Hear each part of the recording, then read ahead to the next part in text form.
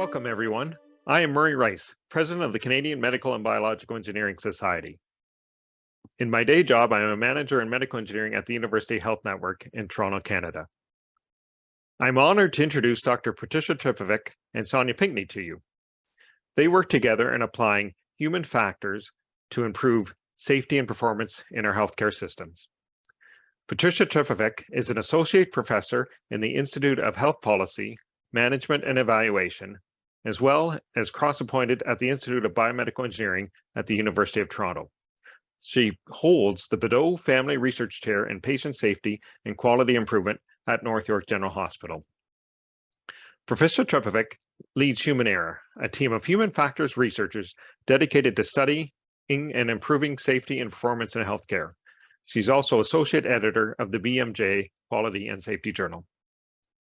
Sonia Pinkney is a human factors engineer with Human Error and adjunct faculty at the University of Toronto, Canada. She is also a manager of medical engineering at the Toronto General and Princess Margaret Hospitals, part of the University Health Network. It is in this role that I have the honor of working with Sonia. With over 15 years of experience, Patricia and Sonia have led numerous successful projects focused on the evaluation and implementation of health technology in operational, research, and private sector environments. This included a project focused on mitigating the risks associated with administering multiple IV infusions, for which their team was awarded AAMI's Patient Safety Award. They have also led numerous human factors related trainings across North America, Brazil, and Spain in an attempt to build human factors capacity in our healthcare systems. They are currently working on multiple projects to improve surgical safety using novel tools such as the OR black box. I'm really looking forward to the insights they will share with their talk on medical device evaluation, integrating a human factors approach. Thank you, Marie. It is Sonia and my great pleasure to be spending some time during this talk series describing the importance of integrating a human factors approach to medical device evaluation. So we're part of a team called Human Error. It's a team that was founded by Tony Eastie, and we continue to try to stay true to the meaning of the name, which is a deliberate play on words with human error.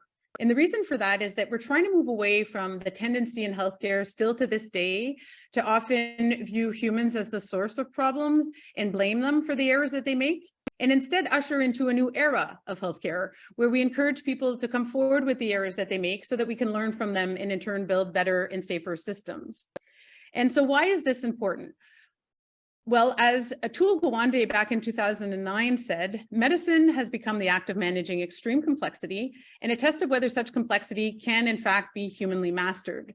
Still in 2023, this really resonates because in healthcare, we're often very quick to innovate. We implement new devices or new training, new workflow processes, and we don't always do so in a way that positions our clinicians or our patients for success. And in reflecting on why this is, it's important to look back in time. And so when we look at this photo, we can see that back in the day, the focus was much more on the people in the room. And if we contrast that with today's healthcare environments, of course, we still have our great clinicians, but there's no denying that the focus has really shifted much more towards the medical devices. And despite the fact that we have many examples of how medical devices have revolutionized the way that we're able to provide care, there are many examples in healthcare where we're not reaping the economic or the clinical benefits of our medical devices, or where our medical devices are actually introducing new types of risks. And in the same way as it used to be pretty common that physicians would make their way to patients' homes, now it is very common that we send patients home with medical devices. Medical devices wherein it's questionable whether they've been truly designed with the clinical end user in mind, let alone now expecting an informal caregiver or a patient to understand how to interact with it. And so our goal is really to understand this human technology interaction and ensure that the designer's mental model of the system in terms of how they've designed the technology integrates well with the user's mental model of how they're thinking about it when they're interacting with that technology. Unfortunately, oftentimes these mental models are not congruent, and as a result, we see errors or inefficiencies and frustrations. And so what is human factors? Well, I think James Reason, a famous human factors psychologist, captured it really well with this quote where he said, "We cannot change the human condition, but we can change the conditions under which humans work." And so the first part of that quote is really getting at the fact that as humans, we're limited, both in terms of what we can do cognitively and physically. And it's important that we have an appreciation for those limitations. But as the second part of the quote says, we can change the conditions under which we work. We can change how we design people's tools, their tasks, their workflows, their organizational constraints. And so essentially what human factors is all about is that we're really trying to influence people's behavior, influence their performance in a desired direction, but not by expecting them to accommodate a poorly designed system, but rather the other way around. And so how do we do this? How do we really try to understand the conditions under which humans work? Well, the best way to do this, in fact, the only way that we can really appreciate how people are performing is by doing observations. We do this all the time in our daily lives, right? Here's an example of a photo where these two men have set up their barbecue in their pool. There are many human factors at play here. As you can see, they've set up their power cord here being held up by flip-flops, and they've got good old duct tape over here. And of course, you look at this photo and you say, well, she went out on the internet and found the craziest picture that she could find. And that's precisely what I did. But the reason that we do this is because when we go out into the clinical field and we see this, we're reminded of this. We are often surprised that there are not more preventable adverse events that occur in our healthcare systems, given the way that we've configured the work. And so when we do our observations, it's not from an auditing perspective, but rather we go in to really understand what are the tasks that people are performing, how much multitasking are they doing, what medical devices are they using, why is it that people are performing a very routine task, but yet they're doing it in different ways, how might we nudge them to do it in a standardized way? And so we're really trying to understand how the conditions of work are influencing their performance. And we see all kinds of things. Here's a photo that was taken when our hospital went forward with a new pharmacy information system. They had tested the pharmacy information system, but what they hadn't tested is its integration with other systems such as the electronic health record. And so when they went live with this new pharmacy information system, this is when they realized that there were so many extra button presses that were required on behalf of the pharmacist. Now with this new integration of the two systems, so many extra button presses, in fact, that pharmacists were going off on leave because they had repetitive strain injury. And so here's an example of how clinicians can be really creative. And what we observed is that this pharmacist took matters into her own feet, so to speak, and she put Lego on her keyboard and on her mouse so that she could now interact with the medical device using her feet instead of her hands. And so clearly we can do better than this. We owe it to our clinicians and to our patients to do better. And so the point that we really want to drive home is that through observations, we really get at work as done, because work as done is often not equal to work as imagined. We make a lot of assumptions of how our medical device is going to be used, but we really need to go and observe to truly get an understanding. You might ask, well, why don't we just ask people or interview them or survey them? And the problem with asking people directly, as Margaret Mead, a famous anthropologist, said, is that what people say, what people do, and what people say they do are entirely different things. And so we really have to observe to truly understand work as done. And the reason that asking them is often not the most effective is that people often don't think of telling you the amount of multitasking they perform, the interruptions they deal with, the workarounds they cope with, the struggles they encounter, because it's just part of what they do. And so it really helps to go and observe and get an understanding of that context. The other thing that it helps us do is that it helps us identify opportunities for innovation. So here's an example of where we observed that nurses were often using tape and marker and putting it at the top of the infusion pump to write the name of the drug that was infusing, because that's the information that they really needed. We saw this even with pumps where there's like that tick here mark that shows the name of the drug. They would still use the tape to write it because they needed it to be bigger. And so this is screaming out a need that is not being met. And yet there's some dangers in putting tape because one of the things that we sometimes see is that they forget to remove the tape, and now it's no longer that drug that's actually infusing, and so it can cause errors. And so this is where we want to take what we learn from these observations and feed it back to the manufacturers to really create that groundswell to demand better designs. And so here's an example of how medical device manufacturers are starting to use the real estate on their pump to show the information that the nurses actually need, in this case being the name of the drug and the rate of infusion. Now, it can take time, for medical device companies to make those changes, but again, it's important that we feed that information back to them. Sometimes from these observations, we can also come up with in-house design changes. In clinical engineering, it's very common now to have 3D printers, and here's Larry, a colleague of Sonia's, who noticed that there were a lot of damages to vital sign monitor converter cables, where, as you can see here, these two pieces that connect to each other were sometimes disconnected or damaged because people are yanking the cord out of the wall. These two pieces do not need to be disconnected. And so you can see here how he printed off a workaround to ensure that they remain resilient to the cord being yanked out of the wall. And then you might think, well, it takes time to do these observations, and it does. And so this is why one of the things that we're really trying to do is think of new innovations that can help us really understand work as done. And an example of this is an innovation that we've been working with in the operating room. It's referred to as the OR black box, analogous to in aviation when there's been a plane crash and they have access to the black box to really help them understand the different system factors that led to an incident. So it's the same concept here, where essentially what the OR black box is it's a platform that captures the audio visual feed of what's going on in the room.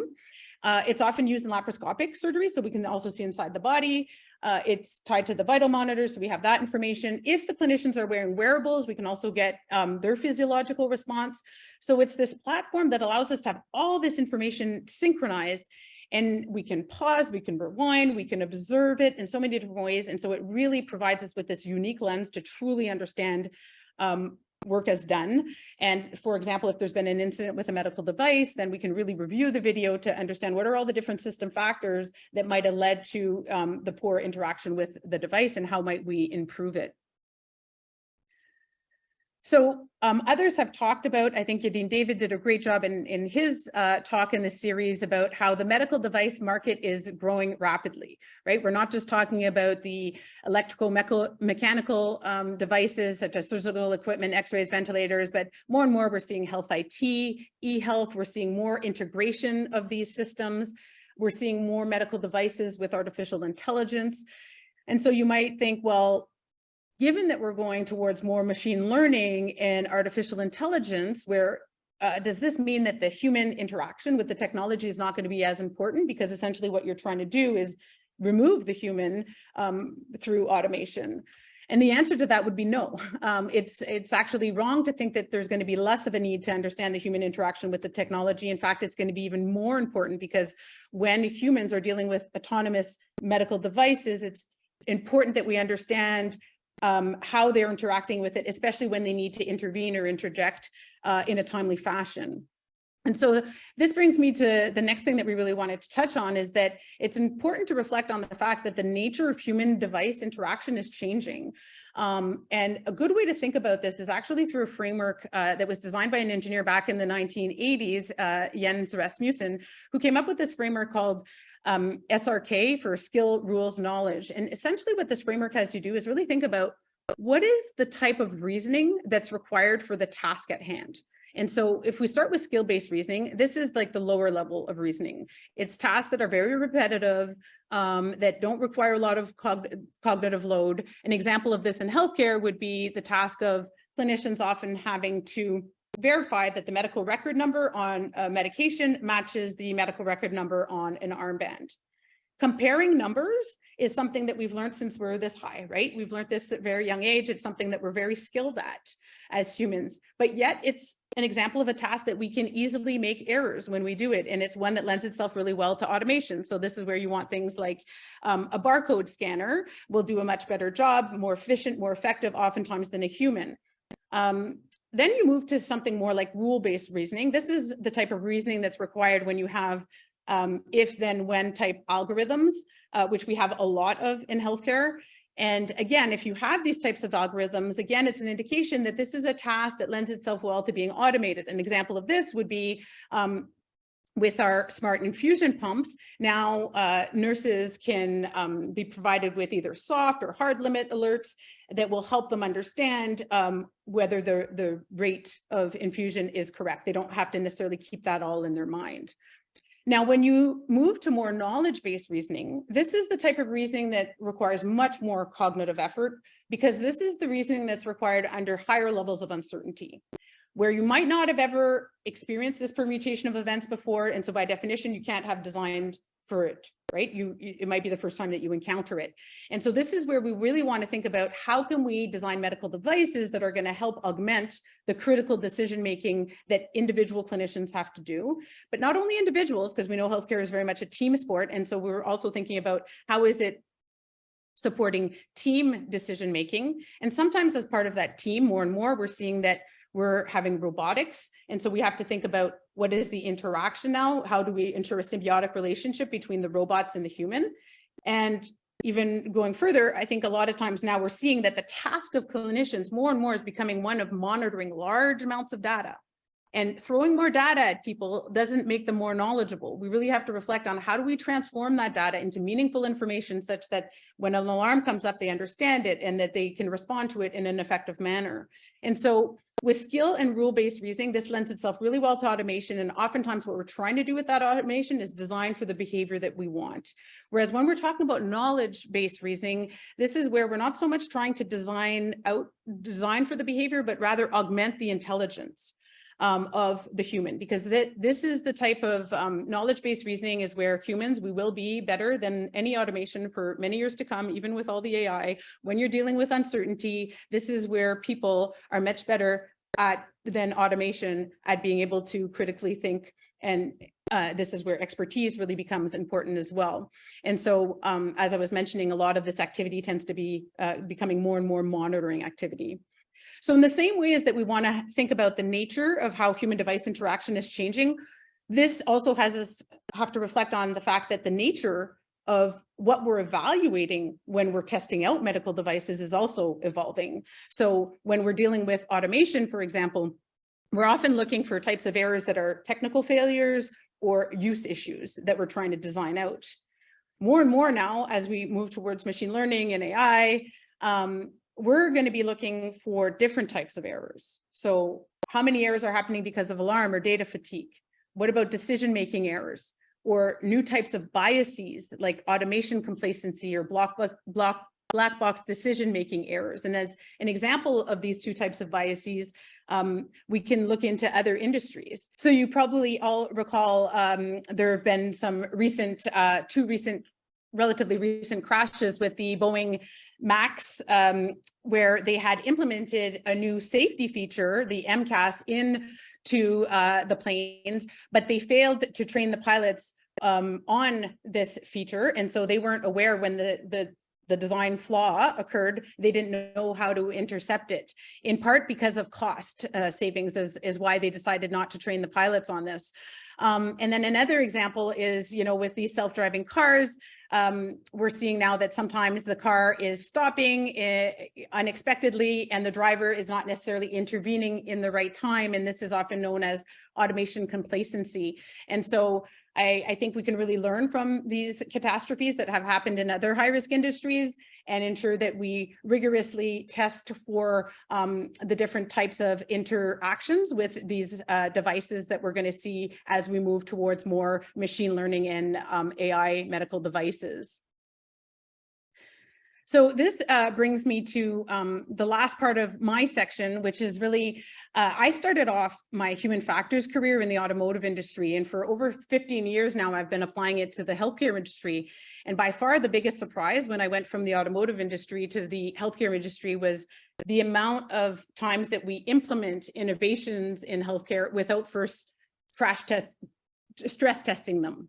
And in the automotive industry, for example, like the first time that a car has crashed in the real world is not the first time that that car has crashed.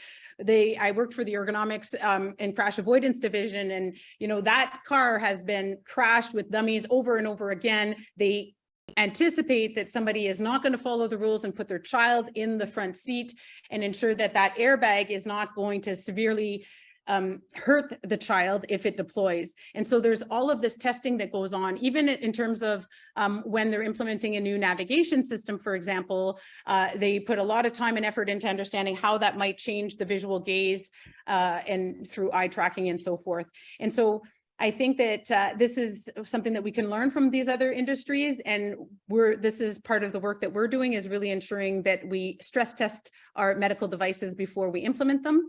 And so with that, I'll hand things over to Sonia, who will talk about how we go about doing that. Okay, thanks, Patricia. As you were mentioning, in healthcare, unlike these other high-risk industries, when we evaluate technologies, we really tend to favor action over evidence. What we mean by that is we typically implement new technologies and innovation before thoroughly understanding their impact on the system. So, for example, how will they change the clinician's workflow? Will they introduce new unintended issues? As clinical engineers, I think we've all experienced equipment showing up in our shop asking that it be used by clinicians later that very same day without really careful evaluation of the impact of introducing that new device into our systems. So human factors actually flips this thinking and advocates for evidence over action. That is, let's really carefully study and stress test our devices prior to implementing them and using them on our patients. This way, we can really help proactively identify issues prior to implementation and really then help prevent all those sorts of downstream impacts, such as, the frequent repairs we see, Band-Aid type clinical training that we have to do, and in some cases, unfortunately, patient safety incidents. So how do we currently evaluate our medical devices? Well, this really depends on part of whether the evaluation is being done to proactively, for example, inform a procurement decision, or retrospectively for things like a repair or an incident investigation. But generally, our clinical evaluations traditionally include some things like, a physical inspection, verifying it technically is performing as we expect, looking at the logs, and so on. Meanwhile, the clinicians are focusing more on the what kind of clinical features the device has. But essentially, there's this gap in that we aren't really evaluating this area between the clinical and the technical. And this is what we refer to as the human device interaction. We don't really look at also how the surrounding environmental issues, such as the clinical workflows, the environments of use, will also affect the patient use and safety. Therefore, when we do some of our retrospective evaluations, such as repairs or incident investigations, it's no wonder that we can't replicate the issue and we have a high rate of no fault founds. It's because we're missing some of these key pieces of the puzzle to help us solve and to help prevent these issues and really help prevent their recurrence. So human factors really helps us fill this gap by using various observation methods, which Patricia alluded to. Many of these can be simulation-based, whether in a lab or in situ, or even using new tools, Patricia mentioned, like the OR black box, for us really to deepen our understanding of how users are interacting with our medical devices. Imagine if every time we had an incident in the OR, we could simply go and look at the OR black box and understand all that occurred and all the contextual information that was influencing that behavior that led to the error. And then armed with all this rich knowledge, imagine the great changes we, and sometimes maybe even the manufacturers, could make to help prevent their reoccurrence. So let's dig a bit more into the simulation testing, because this is really one of the key methods that human factors uses. And the intent here is to help plant the seed in the hopes that you can collaborate with human factors specialists, or maybe even consider building this capacity within your clinical engineering department as a hiring consideration. So what do we mean by lab simulation testing? Well, it's defined as a method to evaluate an intervention by having representative users perform representative tasks. And I just want to emphasize a few points here. While we as clinical engineers, we typically focus on technology, but simulation testing can be used for a wide range of interventions, from an e-learning module to perhaps a new process or a new environmental layout even. But the key thing is to use representative users, not people who used to be representative users, such as managers or clinical engineers and moved on to leadership positions, but rather those frontline clinicians, if that's who the intervention is meant to be used by. And what we do is we have them do representative tasks like they would in their real world, no pretending.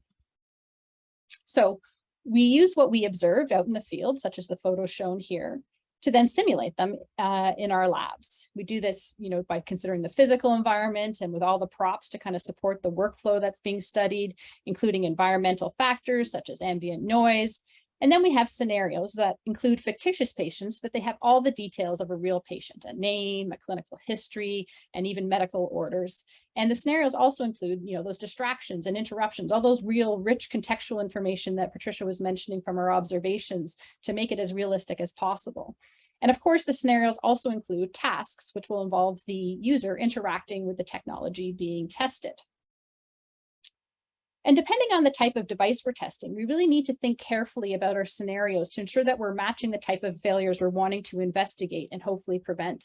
So for example, if the device requires more skill-based tasks, such as the barcoding example Patricia gave, we may want to investigate possible slips by planting distractions or looking for risks such as scanning the wrong item because that user was distracted. But then if we move to the other end of the spectrum, if we're testing interfaces to kind of support that higher decision-making, we may need scenarios with much more uncertainty under very high stress conditions to see if users can detect that kind of status change from their monitoring task and then prevent those knowledge-based decision errors. So while users are completing these scenarios that we've developed, behind a one-way mirror, we have the people who are conducting the test. And these people are really trying to understand the participants' mental model of how things should work. We really are trying to see the world from their perspective. And to do this, we get the participants to think aloud, that is, explain all their thoughts while they complete their work. And meanwhile, the human factors team are documenting their feedback, but they're also really paying close attention to the performance. What keys are they pressing? What are they struggling with? What errors are they making? But I want to really stress and emphasize that not all simulation studies need to be done in these dedicated type simulation labs in my previous photos. A simulation can be done in whatever you have access to. So in this photo, for example, the project team didn't have access to a lab. So you know what? Instead, they just used a meeting room to simulate a patient room, and then the human factors specialists were in the room. They weren't behind a one-way mirror, and this works great too. So please don't hesitate to use simulation if you don't have labs. But one of the real strengths of using usability testing is that it allows you to break the preference versus performance paradox. So there's this common assumption that if a person likes a system, they'll perform well. Think about it. We do this all the time when we evaluate a new device. We give clinicians surveys to complete about whether they like it or not. And we assume if they like it, they'll perform better and it will be safer. But what we find in our testing is that there's very little correlation. And this is because preference can be so easily manipulated by many factors. This is what the marketing industry is built on. But also users may not be aware of all the errors they make with a dice. They'll know that they got through the task, but they don't know, if they did it with errors embedded into it. So we can apply simulation testing to evaluate devices in many different ways, including to inform procurement and design related decisions. So simulation testing can be embedded into the hospital procurement process to really help us answer which commercially available device will best meet our hospital needs. And this is so important as procurement decisions are a rare opportunity for us to change the device design, which will be stuck in our clinical environments for, sometimes upwards of 10 years. So it's really critical that we truly evaluate these devices to ensure that we're getting the best one for our hospital. So I'm about to show a video and you'll see different participants using various AEDs our hospital was considering buying many years ago, but the users are having similar issues. And remember, time is critical when you're using an AED and, so it should be used by anyone. So the type of errors we're looking for were more those skill-based errors rather than knowledge-based errors.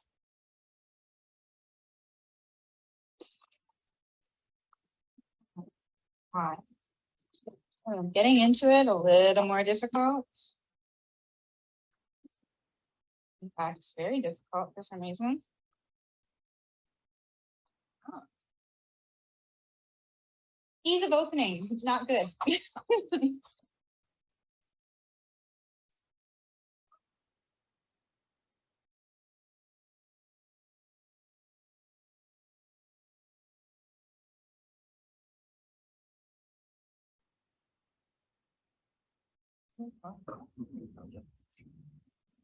I guess personally, I like just one zipper. Because if there's one, you know, it only goes one way. So how many millions of R&D money was invested into that AED itself? And during procurement, we typically just look at the device itself. But what simulation testing really forces us to do is look at how that device will be used as part of the clinical workflow to identify, simple issues like the zipper, which would have otherwise probably been missed, and they can have huge impacts on patient safety. In fact, the results from this AED test were so powerful that it completely changed the way we do procurement, particularly for our high risk or large fleet items, where we now do this sort of testing to inform the decisions. Furthermore, when we share the results of the simulation tests with our vendors, it's a really powerful motivation to change their design, particularly if they weren't awarded the contract. And here we can see how one vendor actually has changed their case to eliminate the need for that zipper and instead use a magnetic case with a latch, which is a much better design. And vendors have actually realized the importance of doing this type of testing, partly because it's now required by many licensing agencies. So they are engaging with human factor professionals much earlier in the design process to do these sort of improvements before the product is launched to the market, which is much more ideal. Another way we can use simulation testing is to do it actually in the clinical environment. And we call this in situ simulation testing. And this actually eliminates the need to replicate the environment. We collaborated on a project led by Andrew Petrozoniak and Chris Hicks, in which they wanted to kind of proactively improve the safety in their trauma bays. So they did the simulation testing right in their bay, as shown here. And in this study, we activated the trauma team from across the hospital. And when the staff would arrive to the trauma bay, there would either be a mannequin or an actor instead of a real patient, but they were instructed to provide care as they normally do. Now, these scenarios were based on past complex safety incidents or known kind of infrequent but high risk tasks to really help stress that system to the max and kind of assess some of those higher knowledge-based decision-making risks. We, as the human factors specialists, observed the live sessions in person. We also reviewed the video to identify a wide range of safety threats. And what was interesting is that during the debrief, which occurred at the end of each scenario, the trauma team reflected predominantly on the people-related issues. They didn't discuss all those other issues they had, such as struggling to connect devices or finding equipment, as this was just the normal and status quo for them. So, for example, while the vitals were clearly displayed to most of the team members, no one mentioned how anesthesia struggled when they were positioned at the patient's head, since the vitals were actually now displayed on a monitor behind them. Yet, we were able to count the number of times they had to stop working on the patient's airway so they could turn around and see that display. So when the hospital created new trauma bays, you can notice the improved placement of the displays, so everyone, now including anesthesia, can see the vitals. So in summary, Patricia and I really hope this talk has helped stress that people should not have to adapt to poorly designed technologies and systems, but instead technologies and systems should be designed to help support them. But in order to do this, we really need to augment how we're evaluating our medical devices by ensuring we're not relying on work as imagined, but really understand the work as done.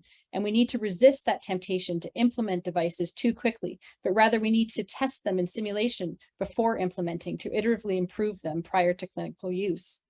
Currently, we're at this bottom left quadrant, and we can and must do better, particularly given all the changes to our healthcare technology landscape that are happening right now. So now more than ever, we need to move to this upper right quadrant to ensure we understand the work as done and thoroughly evaluate our devices prior to implementation. As clinical engineers, we need to advocate for this kind of evaluation and collaborate with our human factors specialists so we can truly realize the incredible benefits and advancements that technology can provide to our staff and to our patients. And if you want to learn more about human factors, we encourage you to please check out the Human Factors Handbook for Clinical Engineers, which is freely available online. So that concludes Patricia and my presentation, but we want to really sincerely thank the Global Clinical Engineering Alliance for this opportunity, and thank you for listening to our presentation.